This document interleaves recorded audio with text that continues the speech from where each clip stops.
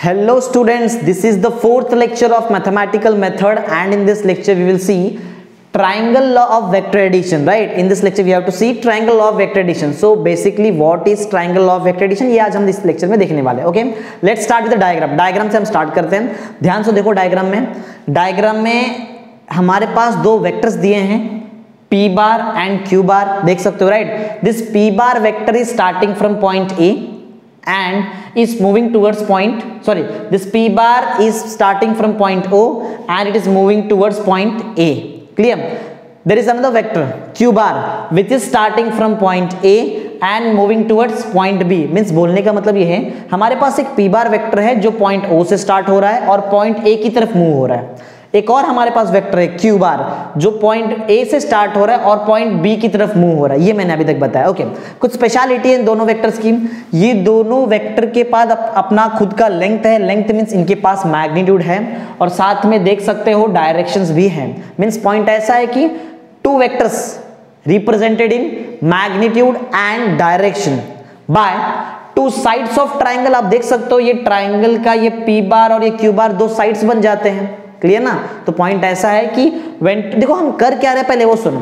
हम दो वेक्टर को ऐड करके एक तीसरा वेक्टर बनाने वाले हैं, क्योंकि तीसरा वेक्टर जो बनता है तो वो ट्राइंगल फॉर्म में बनता है, इसलिए इस टॉपिक का नाम है triangle law of vector addition. Okay, so when two vectors of same type, बात मैंने बताना बहुत इंपॉर्टेंट है कि दोनों वेक्टर सेम टाइप का होना चाहिए. सेम टाइप का मतलब क्या होता है? अगर p बार एक वेलोसिटी वेक्टर है तो q बार को वेलोसिटी वेक्टर ही होना चाहिए, तो ही दोनों ऐड हो सकते हैं. अगर p बार वेलोसिटी वेक्टर है और ये फोर्स वेक्टर, तो दोनों हम ऐड नहीं कर सकते. अलग अलग पैरामीटर्स को ऐड नहीं किया जाता है, अलग अलग फिजिकल क्वांटिटी को ऐड नहीं किया जा सकता है. राइट, वेक्टर फॉर्म में नहीं ऐड किया जा सकता है. ओके, तो पॉइंट ऐसा है कि when two vectors of same type represented in magnitude and direction by two sides of triangle, triangle के दो साइड के फॉर्म में मैंने इसको रिप्रेजेंट किया है, देन देयर रिजल्टेंट, इनका जो रिजल्टेंट आएगा, इन दोनों को ऐड करने से जो नया वेक्टर आएगा, then their resultant is also represented in magnitude and direction. देख सकते हो ये जो रिजल्टेंट वेक्टर है इसके पास अपना खुद का लेंथ है. लेंथ है मींस इसके पास मैग्नीट्यूड है, राइट, और डायरेक्शन भी तो है, right. Then the third vector, और you can say the resultant vector is also represented in magnitude and direction by the third side of a triangle. जो हमारा जो रिजल्टेंट वेक्टर है वो ट्राइंगल का तीसरा साइड है. क्लियर ना? Then the resultant vector is represented in magnitude and direction by the third side of a triangle. एक बहुत इंपॉर्टेंट पॉइंट, ये वेक्टर स्टार्ट कहां पे हो रहा है और एंड कहां पे हो रहा है वो बताना बहुत जरूरी है. ये जो r बार वाला वेक्टर है, ये r बार वाला वेक्टर स्टार्ट हो रहा है पॉइंट O से. पॉइंट O है क्या एक्चुअली में? पॉइंट O भी स्टार्टिंग पॉइंट है फर्स्ट वेक्टर का. फर्स्ट वेक्टर के स्टार्टिंग पॉइंट से आपका r बार स्टार्ट हो रहा है और सेकेंड वेक्टर के एंडिंग पॉइंट पे आपका जो रिजल्टेंट वेक्टर है वो एंड हो रहा है. ये बताना बहुत इंपॉर्टेंट है. तो एक बार मैं पूरा सम अप करता हूं जो भी, देखो एक्चुअली मैं स्टेटमेंट ही बोल रहा हूं आपको, राइट. तो स्टेटमेंट को ध्यान दो और मेरे वर्ड्स को भी ध्यान दो, दोनों आपको सेम सेम मिलेंगे. ओके, याद नहीं रखना है. डायग्राम देखो, बना दो point. Simple, when two vectors of same type are represented in magnitude and direction by two sides of triangle, then their resultant is also represented in magnitude and direction by the third side of triangle starting from the starting point of the first vector and ends on the ending point of the second vector. ऐसा आप बोल सकते हो, right. तो point जो मैंने बताया वो सेम यहाँ पे है, तो आप लिख सकते हो starting point of the first vector to the ending point of the second vector आप बोल सकते हो, या फिर आप लास्ट वेक्टर बोलोगे तो भी चलेगा. ठीक है, फिर से एक बार फिर से ध्यान देना. When two vectors of same type are represented in magnitude and direction by two sides of triangle, then their resultant is also represented in magnitude and direction by the third side of a triangle starting from the starting point of the first vector to the end point of the second vector. Clear? जो मैंने बोला वही आपका statement में लिखा हुआ है. Clear? तो आई थिंक क्लियर है. दो वेक्टर जिनको हमने सेम टाइप में रिप्रेजेंट किया है और ये दो ट्राइंगल के दो साइड से. एक बहुत इंपॉर्टेंट पॉइंट बोलना मैं यहाँ पे रह गया हूँ, पॉइंट बता देता हूँ. ये दोनों वेक्टर्स ऑर्डर में होने चाहिए. ऑर्डर का मतलब क्या है? अगर O से A तक वेक्टर ऐसा आ रहा है तो यहां से वेक्टर ऐसा नहीं आना चाहिए. एक वेक्टर ऐसा है तो दूसरा वेक्टर ऊपर जाना चाहिए, इसको बोलते हैं ऑर्डर। मींस पहला जहां खत्म हो रहा है दूसरा वहां से स्टार्ट होना चाहिए, उसको बोलते हैं ऑर्डर। मींस ये पॉइंट भी लेना वहां बहुत जरूरी है। लास्ट टाइम राइट, स्टार्ट करते हैं। When two vectors of same type are represented in magnitude and direction by two sides of a triangle taken in an order, then their resultant is also represented in magnitude and direction by the third side of a triangle starting from the starting point of the first vector to the end point of the second vector. That's it. पूरा का पूरा statement हमने समझ लिया कैसा, right. और ये पढ़ने की नहीं जरूरत है, डायरेक्ट डायग्राम देखो अपने आप समझ में आ जाता है। ओके ठीक है, लेट्स स्टार्ट करते हैं नेक्स्ट पॉइंट। तो हमने डायग्राम और स्टेटमेंट ऑलरेडी कंप्लीट कर लिया है। थर्ड पॉइंट बहुत इंपॉर्टेंट है, थर्ड और फोर्थ पॉइंट, यहाँ पे हम कुछ प्रूफ्स करने वाले हैं, ध्यान देना। थर्ड पॉइंट ऐसा है कि मैं triangle law of vector addition use करके cumulative law of vector addition proof करूंगा, राइट। क्या होता है cumulative law of vector addition, बताता हूं। पहले ये देख लो पॉइंट क्या लिखा हुआ है। Using triangle law of vector addition we can prove cumulative law of vector addition. हम triangle law of vector addition use करके cumulative law of vector addition proof कर सकते हैं। कैसे? चलो एक काम करता हूं, एकदम डिटेल में डायग्राम के साथ में सिखाने का ट्राई करता हूं। ओके, तो कुछ चीजें मैं यहाँ से रब कर दे रहा हूँ क्योंकि वो मैं अगर लिख कर बताऊँ तो ज्यादा बेटर होगा तुम्हारे लिए। ओके, सो ये वेक्टर्स मैंने यहाँ से रब कर लिए हैं। अब मैं आपको इसको डिटेल में सिखाने स्टार्ट करता हूँ। ओके, ध्यान देना, अगर आप इतना पार्ट नहीं देखोगे, सिर्फ ये ओ ए बी देखोगे, तो ये ओ ए बी और कोई नहीं, हमारा ये वाला पार्ट, राइट। ये पार्ट देख रहे हो, ये एग्जैक्ट ये पार्ट मैंने यहाँ पे रखा है। ये ऊपर वाला पार्ट मत देखो, सिर्फ नीचे वाला देखो। ओके, सो O से A की तरफ डायरेक्शन वेक्टर का क्लियर देखो, इसको हमने P बार बोला था। सेम A से B की तरफ जो डायरेक्शन है वो Q बार हमने बोला है, राइट। ओके, अच्छा, अब बहुत इंपॉर्टेंट चीज, इक्वल वेक्टर्स मैं आपको याद करा दूं। इक्वल वेक्टर्स क्या होता है? Vectors which represent same physical quantity, right, having same magnitude. देख लो, यहां से यहां तक का लेंथ और यहां से यहां तक का लेंथ, मैग्नीट्यूड सेम होना चाहिए, डायरेक्शन भी सेम होना चाहिए, तो जाके मैं दो वेक्टर को इक्वल वेक्टर्स बोल सकता हूं। बहुत इजी है। दो वेक्टर्स इक्वल तब होते हैं जब दोनों का डायरेक्शन सेम हो और दोनों का मैग्नीट्यूड सेम है, और हमारे केस में दोनों सेम है, राइट। मैग्नीट्यूड भी सेम है और डायरेक्शन भी सेम है। किसका? O से A वाला वेक्टर और C से B वाला वेक्टर, राइट। ओ ए डायरेक्शन देख लो, सी बी देखो डायरेक्शन, सेम डायरेक्शन, राइट। अच्छा, लेंथ O से A और C से B का लेंथ भी सेम है, राइट। बेसिक ज्योमेट्री है, राइट। ओके, चलो रोम्बस है ना, करेक्ट। तो ये P बार है, तो मैं इसको भी P बार लिख सकता हूं।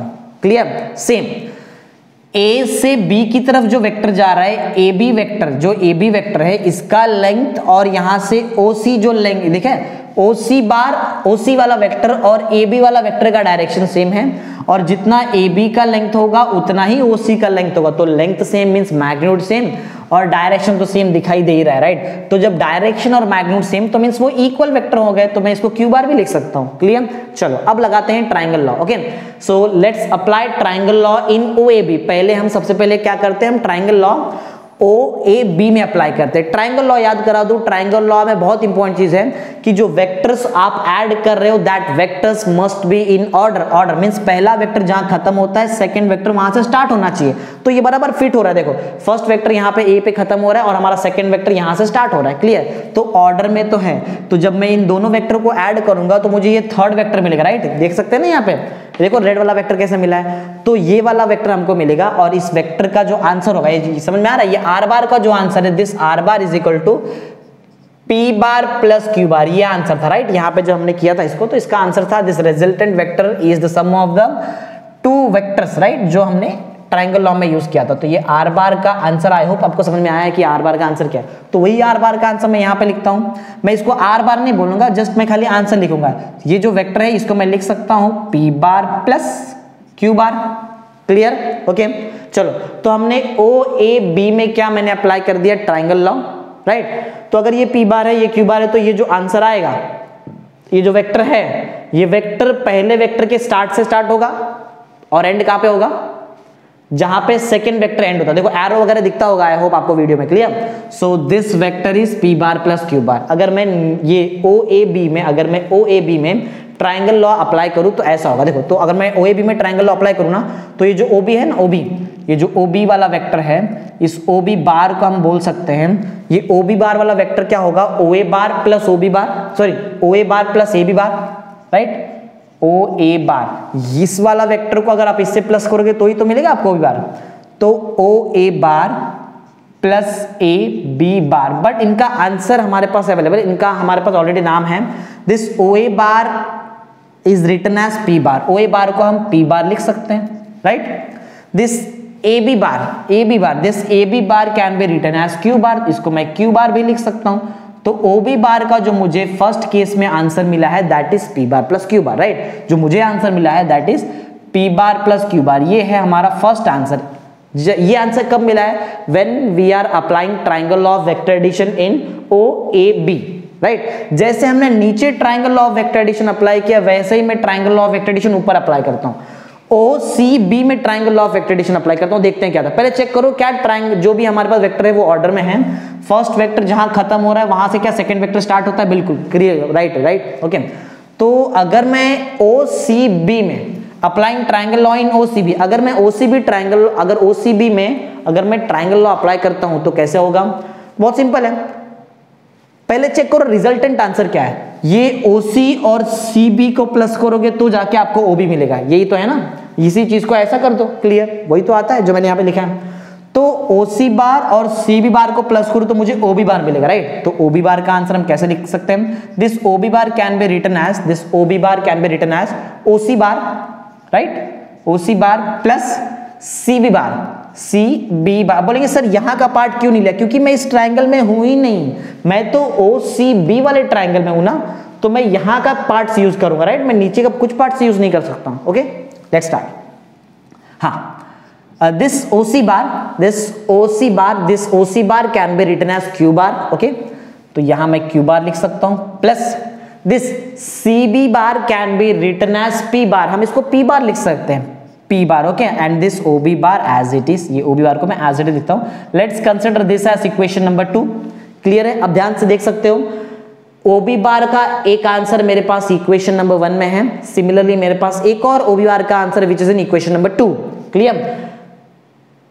Let's equate this equation number 1 and 2। क्यों इक्वेट कर सकते हैं, जब दोनों का L, सो दिस OB बार, ये दिख रहा है आपको, ये अगर मैं इस चीज को इक्वेट कर दूं then I will get P bar plus Q bar equal to Q bar plus P bar, इसी को बोलते हैं cumulative law of vector addition. That means हम P bar plus Q bar को Q bar plus P bar लिख सकते हैं, इसको हम बोलते हैं cumulative law of vector addition. वैसे देखा जाए तो ये ऑब्वियस चीज है, आप बोलेंगे सर 1 + 2 3 होता है, 2 + 1 करो तो भी 3 होता है, लेकिन वो नंबर्स में होता है, राइट। वेक्टर्स में हर बार ऐसा नहीं होता है, क्लियर। तो वेक्टर्स में हम cumulative law of vector addition proof किया है हमने by using triangle law of vector addition. That means कि triangle law of vector addition correct है, क्लियर, ओके। सो ये जो हमने निकाला है, this is the required expression, right, this is the required expression for cumulative law of vector addition, right, by using triangle law of vector addition. ये हमने triangle law of vector addition use करके cumulative law of vector addition prove कर दिया, okay. तो I hope आपको यहाँ पे एकदम, यहाँ तक आपको एकदम क्लियर समझा हुआ है। आगे बढ़ते हैं, अब हम associative law of vector addition prove करते हैं by using triangle law of vector addition. Triangle law फिर से यूज करते हैं और चेक करते हैं associative law of vector addition क्या होता है, राइट। बहुत ईजी है एसोसिएटिव लॉ भी, ओके। अब सबसे मेन चीज, यहाँ पे मैं कुछ वेक्टर्स वगैरह ये रब कर देता हूँ, फिर मैं तुमको सिखाता हूँ कि कैसे आया, राइट। नहीं तो डायरेक्ट देख दे के कोई मतलब नहीं बनता है यहाँ पे। तो मैं यहाँ से वेक्टर्स को रब कर देता हूँ, और जैसे ही मैं इस वेक्टर्स को रब कर दूंगा तो हम स्टार्ट करेंगे फिर यहाँ से, ओके।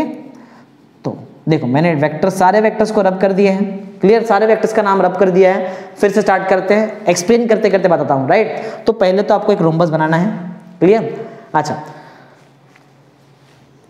P2Q, राइट, PQ बार को मैं यहाँ पे नाम देता हूँ A bar, capital A bar, right. P2Q जो vector that is A bar. Q2R जो वेक्टर है उसको हम एक नया नाम देते हैं B बार, राइट, क्लियर है, ओके। अब ध्यान देना, क्योंकि ये P बार था तो मैंने इसको भी P बार लिखा, इसलिए because the direction and the magnitude of two vectors were same, direction दोनों का सेम था, इसलिए मैं इसको P बार से इसको भी P बार लिख सकता हूं। लेकिन यहां देखो, यहाँ पे डायरेक्शन ऐसा है और यहाँ पे डायरेक्शन ऐसा है, तो मैं ये वाले वेक्टर को A बार तो नहीं लिख सकता, तो मैं कुछ इसको नया नाम देता हूँ, चलो C बार नाम देता हूँ, क्योंकि B बार तो ऑलरेडी आ चुका है, राइट। चलो let's apply triangle law of vector addition. अब हम triangle law of vector addition use करते कहाँ, देखो यूज करेंगे पहले हम पी क्यू आर में यूज करते, right. Triangle law of vector addition आता है P bar plus Q bar आपको आर में मिलेगा। कुछ कंडीशन आपको याद रखना है, ऑर्डर्स में होने चाहिए, राइट, वेक्टर ऑर्डर में होने चाहिए। सो लेट्स स्टार्ट, देखते हैं क्या होता है। So in first point we will apply triangle law of vector addition in OQR, right? Applying triangle law in OQR. Applying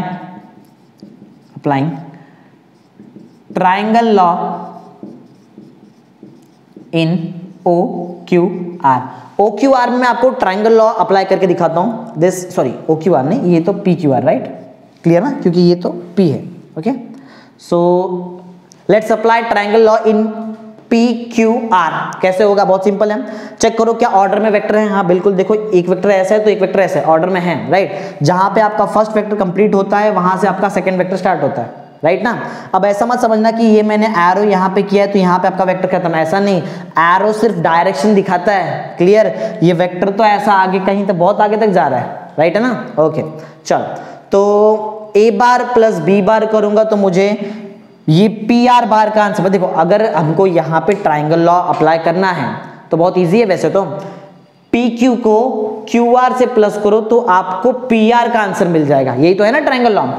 ओ ए को जैसे मैंने ए बी से प्लस किया तो मुझे ओ बी मिला था, राइट है ना। ओ बी को तो नाम दिया मैंने आर बार, राइट है ना। सेम वैसे यहाँ भी करते हैं। ओके, सो पॉइंट ऐसा है कि applying triangle law in P Q are. P Q R में अगर मैं ट्राइंगल लॉ अप्लाई करता हूँ तो पहले पी क्यू को क्यू आर से प्लस करते हैं, पी क्यू को क्यू आर से प्लस करते हैं, राइट। पी क्यू बार को हम क्यू आर बार से प्लस करते हैं, पी क्यू बार प्लस क्यू आर बार। क्या आंसर आएगा, हमको ये वाला आंसर मिलेगा, राइट। इसका नाम क्या है वेक्टर का, पी आर बार। क्या आंसर मिलेगा हमको, आंसर मिलेगा पी आर बार। ओके, देखते हैं क्या इन वेक्टर का कोई छोटा नाम है। यस, पी क्यू बार का नाम ए बार है, क्यू आर बार का नाम B bar, right. This P Q bar can be written as A bar, यहीं पे लिखता हूं।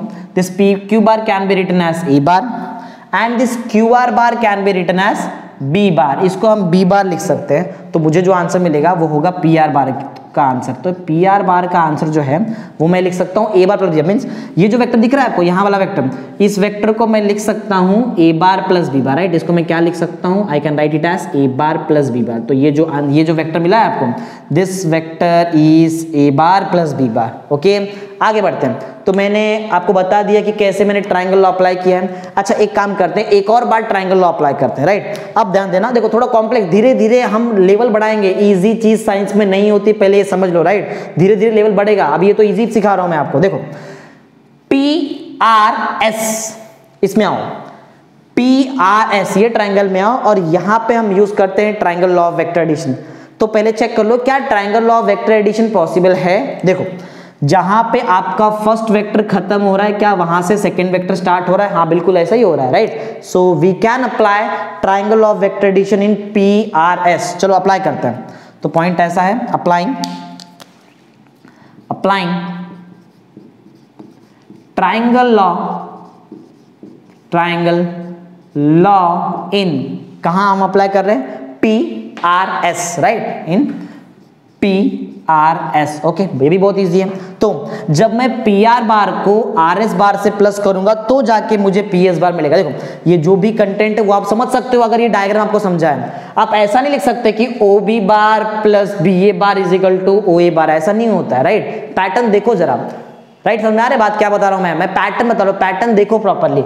ओ ए फिर ए बी तो जाके ओ बी मिलेगा आपको। देखो ना एरो देखो, एरो देखो, ऐसा एरो से मालूम पड़ जाता है। Okay, so same P R plus R S, P R bar plus R S bar, right है। P R plus R S क्या मिलेगा हमको, पी एस बार। क्या मिलेगा, मिल जाएगा हमको यहाँ पे पी एस बार। एक काम कर, चलो पी एस बार को कोई नाम ले लेते हैं, ये हमारा रिजल्टेंट वेक्टर है, हम ऐसा एज्यूम करते हैं आर बार, क्लियर। ओके, तो चलो पी आर बार का क्या कुछ देखो ये पी आर बार का कुछ नाम है क्या। This P R bar can be written as A bar plus B bar. मैंने ऑलरेडी निकाला है, पी आर बार को हम ए बार प्लस बी बार लिख सकते हैं। तो ये पी आर बार को मैं लिखता हूं ए bar plus B bar, right. अच्छा उसके बाद है आर एस बार। अब देख सकते हो आर एस बार, यहाँ पे R S bar can be written as C bar. मैं आर एस बार को सी बार जैसा लिख सकता हूँ, सी बार। क्लियर है? तो ये किसका आंसर है? ये आंसर है पी एस बार का, और पी एस बार को मैंने एक नाम दिया है आर बार। ओके, तो यहाँ पे पॉइंट ऐसा बनता है कि आर बार को आप लिख सकते हो A bar plus B bar plus C bar, right? So let's consider this as equation number 1। इसको हम इक्वेशन नंबर 1 कंसिडर कर लेते हैं। क्लियर? ओके, समझ आई बात कैसे किया है? अब हम एक अलग तरीके से यहाँ पे जो काम मैंने अभी यहाँ पे किया है, सेम यही काम रिपीट करेंगे एक अलग तरीके से। चलो देखते हैं। So in point number 2 let's apply triangle law. अच्छा, अब ट्रायंगल लॉ कहाँ अप्लाई करेंगे? देखो, अब मैं ना ट्रायंगल लॉ यहाँ अप्लाई करता हूँ, क्यू आर एस। कहाँ अप्लाई कर रहे हैं हम? Q R S. जब मैं क्यू आर एस वाले इसमें ट्रायंगल लॉ अप्लाई करूंगा, देखते हैं क्या आता है, राइट? क्यू आर एस वाले पार्ट में क्यू आर एस। ओके, तो पॉइंट ऐसा है, अप्लाइंग ट्रायंगल लॉ इन Q R S. Q R S में ट्रायंगल लॉ अप्लाई कर। देखो, क्यू आर एस, पहले चेक करो क्या ट्रायंगल लॉ अप्लाई करना पॉसिबल है? हाँ, बिल्कुल पॉसिबल है। क्यों पता है? क्यू आर मीन्स जहां आपका फर्स्ट वेक्टर खत्म हो रहा है वहां से आपका सेकंड वेक्टर स्टार्ट हो रहा है, तो कर सकते हैं। ऐसा होना भी चाहिए, फर्स्ट वेक्टर जहां खत्म होता है वहां से सेकंड वेक्टर स्टार्ट होना चाहिए, तो ही जाके हम ट्रायंगल अप्लाई कर सकते हैं। So we can write it as Q R bar plus, ये देख रहा है, Q R bar plus R S bar plus R S bar. Q R bar plus R S bar, इसका आंसर क्या होगा? राइट, ये वाला पार्ट ना मीन्स क्यू एस बार, हम लिख सकते हैं क्यू एस बार, राइट? तो चलो देखते हैं क्यू आर बार को हम कैसे लिख सकते हैं। We can write Q R bar as B bar. हम क्यू आर बार को बी बार जैसा लिख सकते हैं, plus R S bar. This R S bar can be represented as C bar, means can be written as C bar, right? और हमको यहाँ से क्यू एस बार का आंसर मिल चुका है। मीन्स ये देख रहे हैं आप, ये क्यू एस बार, ये क्यू एस बार को मैं लिख सकता हूँ, क्यू एस बार का आंसर है बी बार प्लस सी बार। क्लियर है? बात समझ में आ रही है मैं क्या बता रहा हूँ? ओके, चलो जैसे आप देख सकते हैं मैं फर्स्ट पॉइंट में मैंने 2 बार ट्रायंगल लॉ अप्लाई किया, वैसे ही मैं सेकंड पॉइंट में भी 2 बार ट्रायंगल लॉ अप्लाई करूंगा। चलो देखते हैं नेक्स्ट टाइम जो ट्रायंगल लॉ मुझे अप्लाई करना है, I will apply triangle law in P Q S. कहां अप्लाई करना है? P Q S. चलो देखते हैं क्या होता है इसमें। Applying triangle law